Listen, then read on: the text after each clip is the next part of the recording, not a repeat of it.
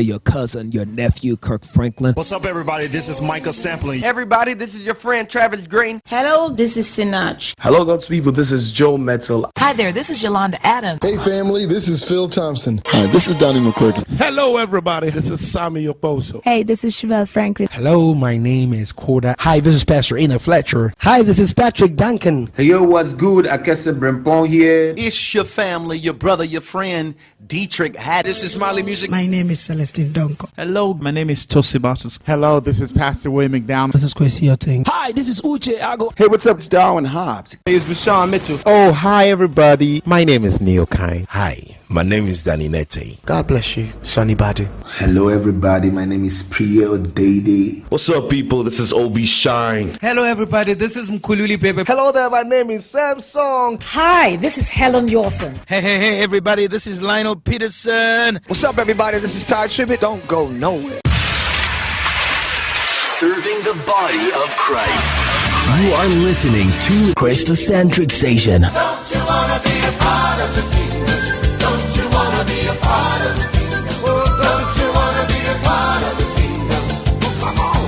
Come on, everybody. Find us online, Facebook, YouTube, Twitter, Instagram, and on TuneIn. Kristocentric Station, the Kingdom Promoter.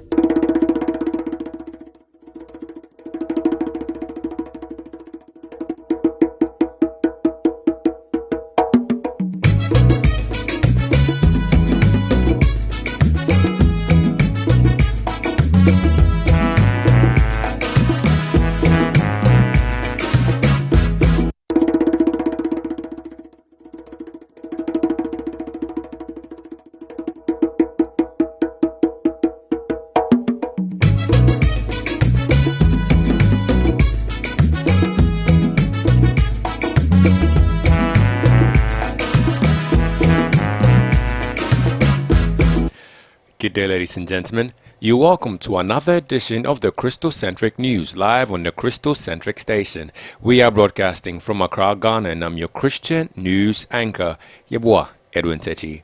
Let's head straight into our headlines. Christian Healthcare Ministry provides aid to community to ease healthcare costs, and former ABC journalist arrested for promoting sex child abuse. In our first story, an Ohio-based Christian ministry is making a significant impact in the lives of community members struggling with medical debt. Christian Healthcare Ministries, a membership-based non-profit ministry, is offering a faith-based and affordable alternative to health insurance.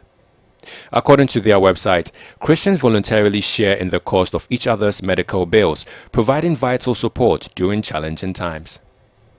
With 4 in 10 insured adults facing cost barriers to care, CHM is working tirelessly to help those in need. To shed light on their impactful work, President and CEO Craig Brown recently appeared on Fox and Friends Weekend. He emphasized the devastating impact of medical debt, causing financial stress and crushing hopes and dreams for many individuals. He shared how CHM's membership program operates, where members make monthly payments based on their chosen donation level. Depending on the program level, members can submit medical bills and required forms to CHM, which then shares the bills and reimburses the members. Over the last 4 decades, CHM has facilitated over $9.4 billion in medical bill payments, providing substantial savings of 40 to 60% for its members. This initiative by the organization has not only greatly delivered members financially, but also helped them receive the medical care they need. It wouldn't have been successful if the participating believers decided not to donate because they don't have enough. The hunger for more cannot be satisfied, and if Christians choose not to sacrifice to help others, then no one will be helped. This is what Prophet Gilbert Osei touched on during the Searching the Scriptures series.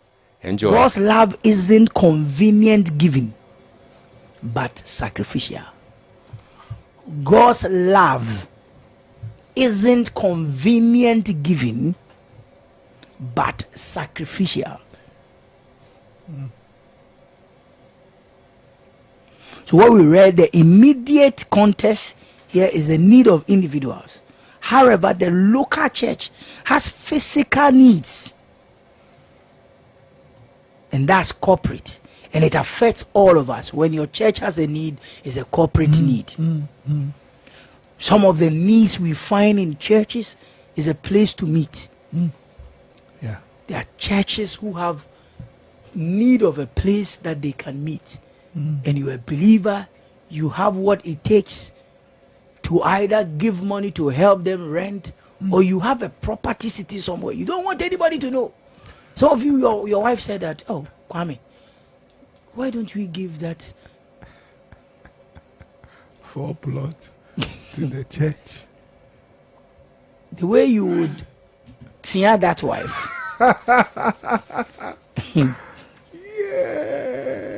The church has needs of buses to convey members. The church has sound equipment needs. Some churches, we have seats. We need seats for people to sit on. And some churches, the welfare of members of the congregation, their welfare, bimo enibi. You have to think about how you can be a blessing. Ubeye Shrama Ubi. And that was Prophet Gilbert Osei-Sherman speaking. It's inspiring to see how CHM is making a positive difference in the lives of many families, relieving the burden of medical debt and offering a sense of community and faith during challenging times. Believers worldwide should cultivate this habit, and although prayer is good, God always uses a man to bless another man, so why can't that person be you? And a final story. Former ABC journalist arrested for promoting child sex abuse. Former ABC News producer and journalist James Gordon Meek has recently pled guilty to charges relating to child sexual abuse material. According to the Department of Justice, Meek is scheduled to be sentenced on September 29th, and he could face a mandatory minimum of 5 years in prison with a maximum penalty of 40 years. The Department of Justice has revealed that some of the images and videos depicted prepubescent minors and children under the age of 12 years, including an infant, being raped. The seriousness of these offenses is deeply concerning. Following an investigation led by the FBI Washington Child Exploitation and Human Trafficking Task Force, it was discovered that child pornography had been uploaded to an account associated with Meek. Considering how vital journalists are to modern society, many question how he got to this point and whether journalists can be trusted to do and present what is right without bias. To help dissect this and open up about what it means and takes to be a journalist, I have someone joining me via video, one amazing journalist. He is a multi-award winning journalist. He was crowned the Komla Dumo Most Promising Journalist at the 26th Ghana Journalists Association Awards and was recently made a nominee for the 8th Emmy Africa Awards with the likes of Perez Music, Paul Nenson, and Mohammed Kudus. He is no other than Manuel Kranting. Good afternoon. Good afternoon, Edwin. Nice to talk to you this afternoon. Hey, nice to talk to you too. Hope you're good. Absolutely, I'm super blessed. Amazing. I like the way you picked the accent. I know you're no longer in Ghana. Oh, have I? No, listen. There's no accent. Trust me, there's no accent. Anyway, congratulations on your nomination. And your category is definitely not easy, but how did you feel when you got the message that you've been nominated for an Emmy Africa Award? Well, thank you. Thank you so much. To answer that question, I actually got the news of the nominations about 2-3 months ago. Apparently, the organizers had been hunting me to, send me a letter because it was just like you said, the jurisdiction. And it was fascinating for me in several ways because I did not think of myself as a human being. I'm quite active on social media and so on and so forth. But, as fate will have it, they had to go through a series of rigorous attempts to be able to reach me. And so I felt really humbled and also privileged to have been named in the nominees because I have a personal story with that particular award scheme. So, yeah, it's really humbling. Amazing. Congratulations again. Thank you again. So I just read the story about Gordon Meek with the former ABC presenter, journalist. And I just want to ask you, from your perspective as a journalist, what do you think will push an accomplished journalist to engage in acts like these? Well, it's a difficult question to answer because I believe that people do different things for different reasons, particularly for a Christian in a world that you appreciate. There's so much pressure, pressure from the world, the pressure to conform, pressure to meet financial obligations, and so on and so forth. Like the Bible says that let he who thinks he stands take heed, let he also falls. And so I think that it's sometimes when we are too engrossed in the work that we're doing, too engrossed in the fact that the work that we do in itself is a service to some extent to the world, and unfortunately, this particular instance is not an incident of ethical journalism. It's an instance of unethical journalism and to an extent criminal journalism. And it's I don't think it's so much of the Christian tenets than personal failures to conform to the word of God, actually be steadfast, even if we need to belong to the world. Wow, amazing. You're talking about financial obligations. I've spoken with a number of people who want to enter into the field of journalism, and they feel journalism is an area where they can make lots of money. So that's the reason they are venturing into it. For you personally, what motivated you to be a journalist? Was it money, or were there other factors? Well, it's interesting that you say that people are motivated by money to enter journalism, particularly in Ghana, because I do not think that if you want to be a millionaire, you would want to be a journalist. It doesn't work like that. You can be a millionaire. As we've seen, I've mates from the university who now have seen, and I haven't. In politics, and so maybe you want to do politics. But journalism, I think that my personal motivation was passion, and I know it sounds cliche, but really that has been the story for me, because I mean I was in high school with you, and I was doing, I would call it crude journalism or pseudo journalism, because I started doing news anchoring, gathering stories, and so on and so forth as far back as when I was in high school. And I developed the love for it and the passion for it. And when I went to the university, I'm like, look, this is something that I actually want to give a shot, and then ended up doing it. And so for me, it's been more about the passion to be a mouthpiece and a source of information and a source of advocacy for not and do access to the platforms that you have by virtue of being on TV or what have you. And so I think that first of all, you have to have the passion, and then out of the passion, like they say, out rivers of water. So out of the passion, then possibly make a profession out of the passion, and out of the profession, you make money out of it. It may be in the millions, but most of the times there are reports, from several reporters, with others, they are pressing press freedom in, so on and so forth. That's particularly journalists are not so well. That's just a nuance that you as passion for me. So it's passion for you. Yeah, absolutely, and I started doing when I was not given anything.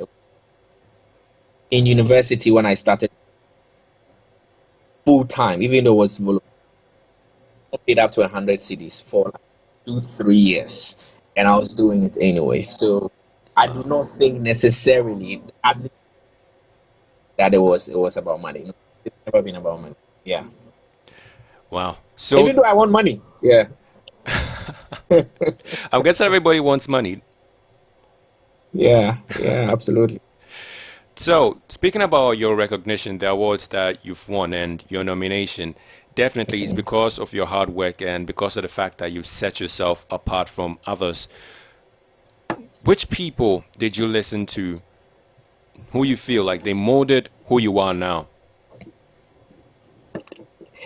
It's interesting that you asked this. I did the morning show at the University of Ghana for like 2 years, and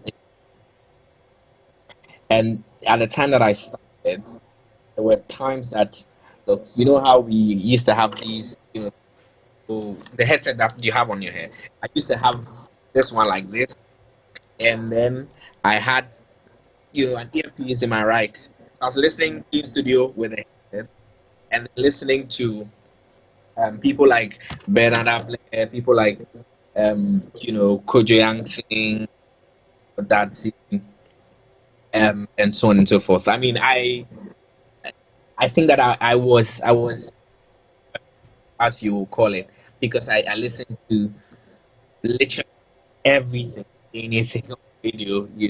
I used to listen to several news bulletins, like at midday news. I would just be shuffling through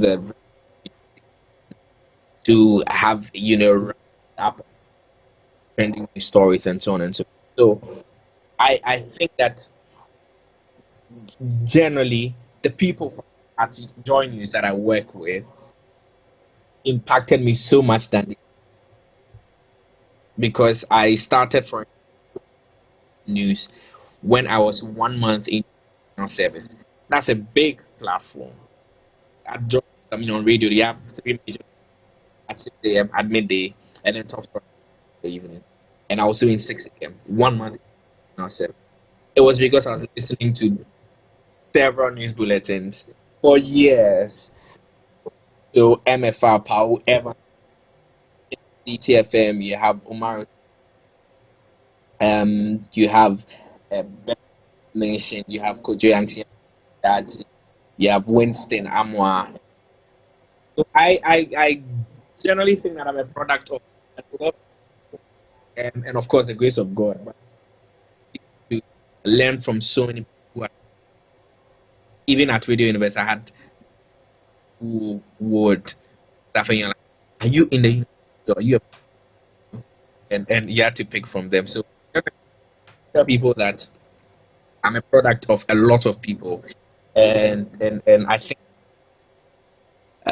why people think, or people are quite versatile in a lot of the things. Wow.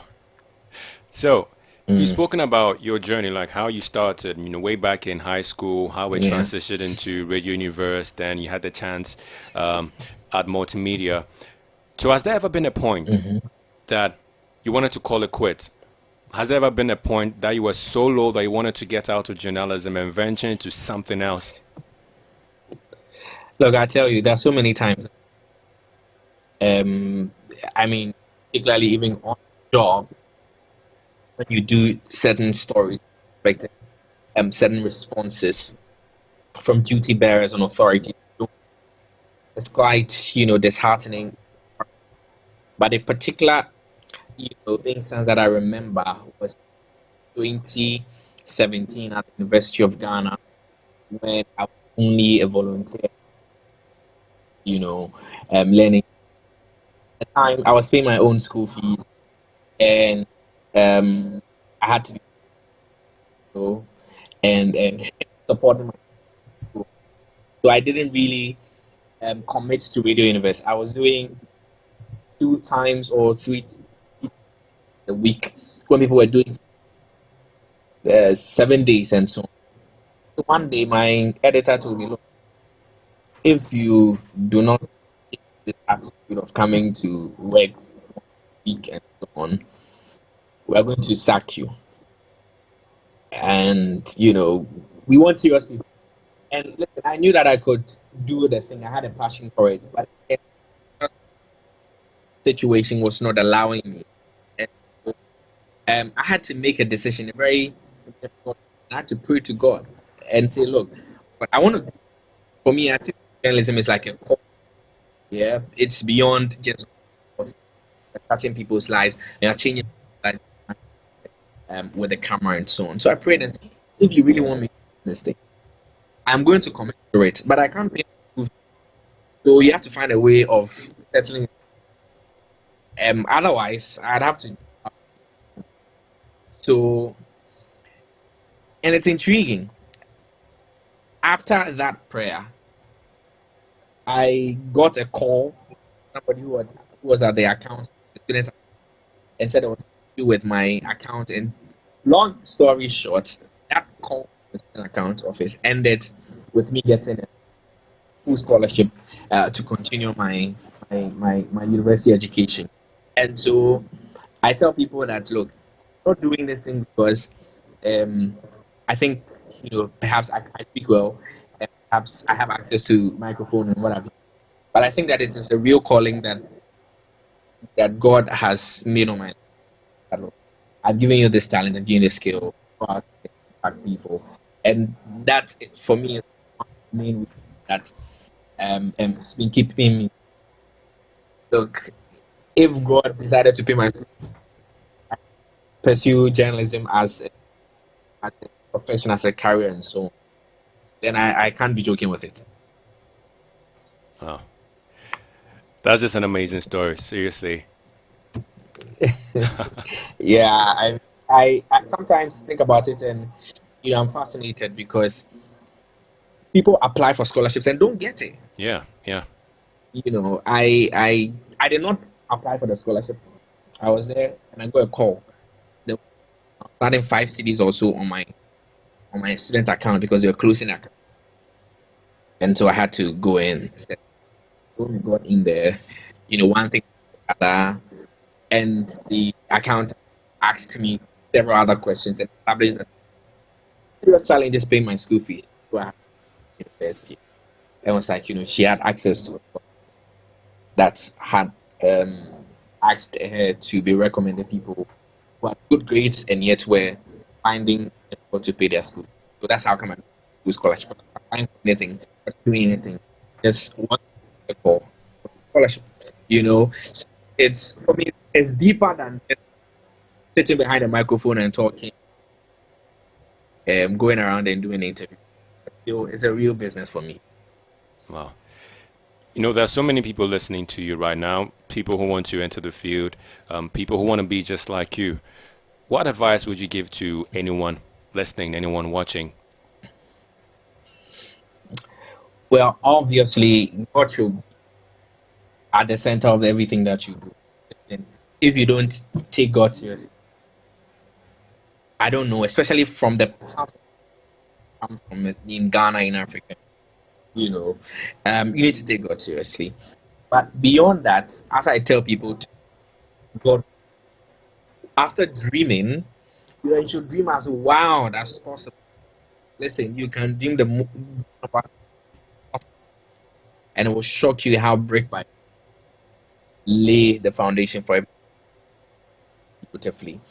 But people, after dreaming, you ready in the work. A lot of young people like myself who want to become journalists, and it's like a race for the school, a race to to be behind them. All of these things will help, especially when I was at Field University. But there's like the story of David. While he was in the wilderness, God was preparing him for Goliath. He was preparing him to be able to meet him, with all the challenges that he faced in the wilderness. So look, when you are in your training phase, you are at DIG, you are doing an internship wherever, the focus should be to be able to learn as much as possible, be able to improve yourself as much. No 2 days should pass by with you being the same. If you were at level 2 yesterday, just strive to be at level 3, level 4 tomorrow. It doesn't matter insofar as you are better day by day. I knew nothing about journalism at the time that they began to venture. They dedicated their time and were committed to going to the mill and learn of it. And today, look, when you mention their name, say that this person started journalism without knowing anything about journalism. People will not. And so it is, keeping God as a focus, keeping yourself, inside there, and making sure that you are improving yourself, you are learning. And then after all of that, you'll be marveled the number of opportunities that will come knock the door. Because when I was leaving Radio University, I didn't know I was going to do the at job. I thought I was going to do nothing. But because during the period while I was investing myself, I was listening to people, I was practicing. So forth. By the time I got to Joy, it was almost as though I had been working there. I had not been. It's just a matter of hitting yourself and then putting it work. And God, you see, God never wears. One of the memes I saw also told me if you put in the work, I tell you. Thank you very much. Thank you for actually making time to join me. Thank you. I really appreciate it. I'm really humbled that a big man like you decided to consider me to come on the Kristocentric station. And big shout to the man Fifi Fosun. I told him at Joy FM one time that when I was at Accra Academy, yet a teenager, I was listening to him on Sunny FM. And then he was smart. He's like, I made him feel. Bless him, Fifi Fosun. And amazing job that you. Thank you. I'm sure he's actually listening. Bless him, Fifi Fosun. Thank you very much. Absolutely, you're welcome. And that was Manuel Kranting. He's actually been nominated for the Emmy. So after this interview, I want you guys to go online, just put in emmyafrica.com and just vote for him. So that's the end of the Kristocentric news. But before we close, I'd like to bring you a Bible fact. Did you know that the Bible kickstarted the publishing industry? Though the word Bible comes from the Greek word biblios, meaning scrolls, the Bible was actually the first book to be printed by a movable type instead of being written by hand. Johann Gutenberg finished the first printing in about 1455 in Mainz, Germany. Almost 600 years later, just 49 copies of the Gutenberg Bible are still in existence, and less than half of those are complete copies. Those books are now worth a fortune. And that's the end of the Kristocentric news. For more news and sanctified content and to stream us live on air, you can log on to www.kristocentric.com and like and follow us on all our social media platforms. My name is YEBOAH Edwin Takyi, your Christian news anchor. Please enjoy the rest of your day.